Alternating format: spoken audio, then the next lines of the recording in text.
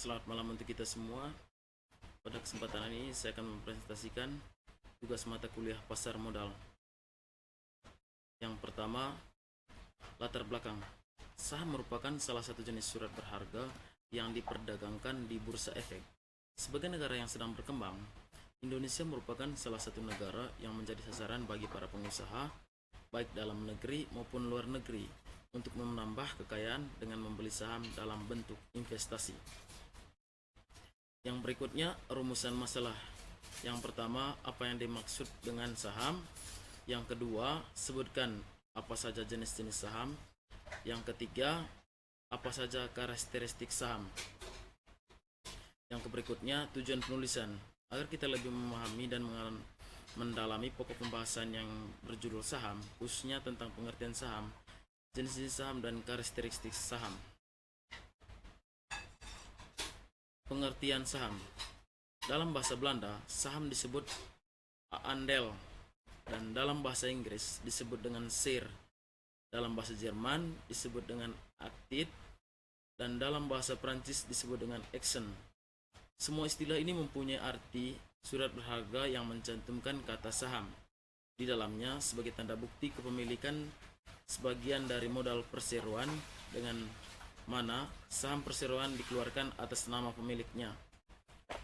Berikutnya, berdasarkan pasal 60 Undang-Undang Nomor 40 Tahun 2007, saham merupakan benda bergerak dan memberikan hak untuk menghadiri dan mengeluarkan suara dalam RUPS, menerima pembayaran dividen dan sisa kekayaan hasil likuidasi, serta menjalankan hak lainnya berdasarkan undang-undang ini. Wujud saham adalah selembar kertas yang menerangkan bahwa pemilik kertas itu adalah pemilik perusahaan yang menerbitkan kertas tersebut. Yang berikut jenis-jenis saham. Yang pertama, saham biasa. Saham biasa terbagi dalam 3 poin. Yang pertama, hak kontrol. Yang kedua, hak menerima pembagian keuntungan. Yang ketiga, hak preventif. Yang berikutnya, saham preferen. Saham ini mempunyai karakteristik gabungan antara obligasi dan saham biasa karena bisa menghasilkan pendapatan tetap, tapi bisa juga mendatangkan hasil seperti yang dikehendaki investor.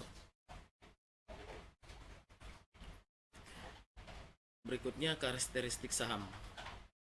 Preferen terhadap dividen. Pemegang saham preferen mempunyai hak untuk menerima dividen terlebih dahulu dan dibandingkan pemegang saham biasa. Saham preferen umumnya memberikan hak dividen kumulatif, yaitu memberikan hak kepada pemegang untuk menerima dividen tahun-tahun sebelumnya yang belum dibayarkan dan dibayarkan sebelum pemegang saham bisa menerima dividennya. Preferen pada waktu likuidasi.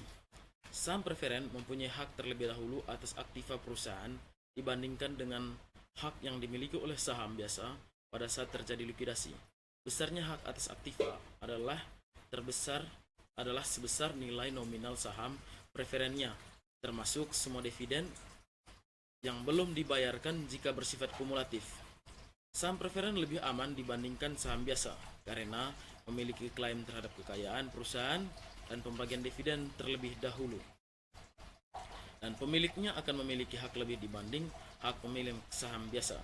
Contohnya, hak suara dalam pemilihan direksi, sehingga jajaran manajemen akan berusaha sekuat tenaga untuk membayar ketepatan pembayaran dividen preferen agar tidak lengser. Penutup.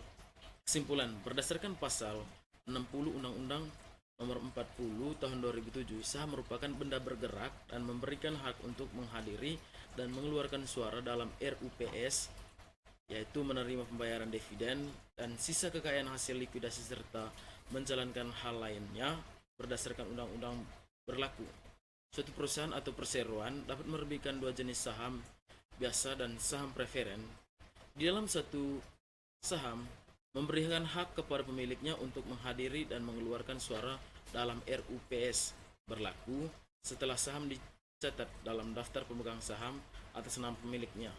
Menerima pembayaran dividen dan sisa kekayaan hasil likuidasi, menjalankan hak lainnya berdasarkan undang-undang berlaku. Saran. Semoga makalah ini menjadi bahan belajar untuk menambah pengetahuan dan wawasan bagi rekan-rekan pembaca dalam menganalisis saham. Apabila ada yang kurang lengkap dalam penulisan makalah ini, Penulis mohon kritik dan saran agar makalah ini lebih baik lagi nantinya.